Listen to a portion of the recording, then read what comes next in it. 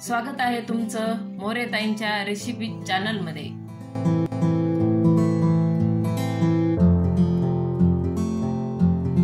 चला तर मग व्हिडिओमध्ये पुढे जाण्याआधी बेल आयकॉन दाबून चॅनलला सबस्क्राइब करा आणि सुरू करा मोरेताईंसोबत आजची ही चवदार रेसिपी बनवायला। नमस्कार मंडळी, आज आपण एक आता नवीन रेसिपी करणार आहे। आता उन्हाळा सुरू झालाय, आपल्याला कोणतीही भाजी केली तर आवडतच नाही, तर त्या पर्यायाने आपण चवळीची किंवा चणाची भाजी करतो, परत मटकीची करतो, मुगाची करतो।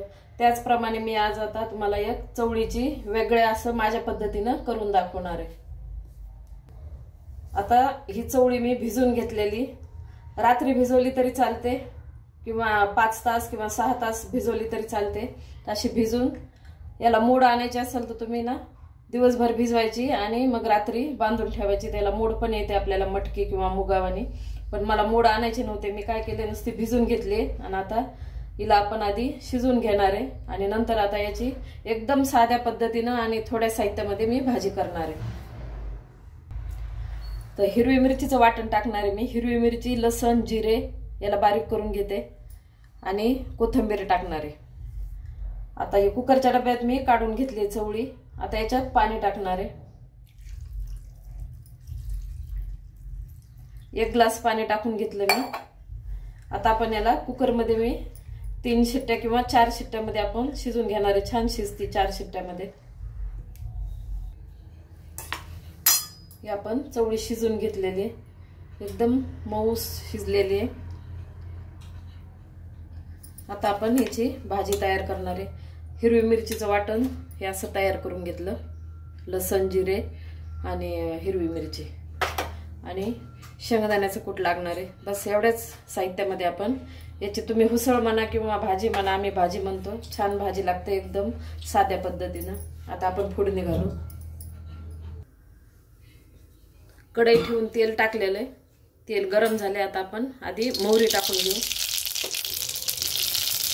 मोहरी टाकल्यावर आपल्याला हिरवी मिरचीचं वाटण असं परतून घ्यायचं तेलामध्ये।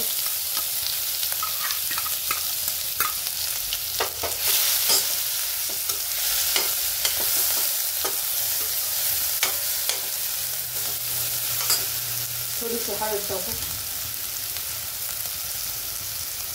हळदीनं भाजीला छान कलर येते ना। थोडीशी हळद टाकली। आता हे हिरव्या मिरचीचं वाटण आपलं चांगलं परतून झालंय। आता आपण शिजलेली चवळी टाकून देऊ याच्यामध्ये।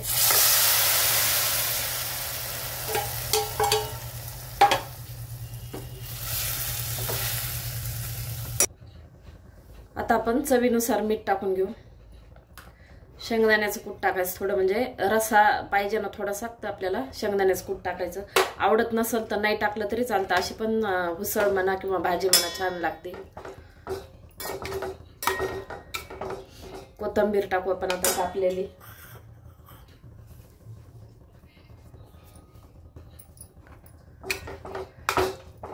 आता चवळी आपली शिजलेलीच आहे, तर थोडंसं केलं झाकून ठेवून आपण उकळी आणायची, तर भाजी आपली तयार आहे।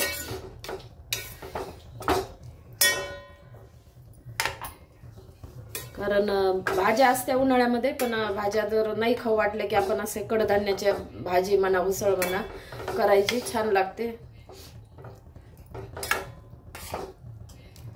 ही अशी माझ्या पद्धतीने करून पहा, खूप छान लागते एकदम। आधी अशी गाळ शिजवायची, नाही तर तुम्हाला जर आधी नसली शिजवायची ना तर डायरेक्ट कुकरमध्ये फोडणी देऊन पण पटकन शिजते। दोन्ही प्रकारच्या करून पाहिल्या तरी छान होती ही भाजी।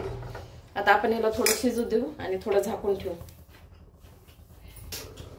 आता आपण ताट काढू। चवळीची भाजी आपली तयार आहे। गॅस बंद करून भाजी काढून घेते आता।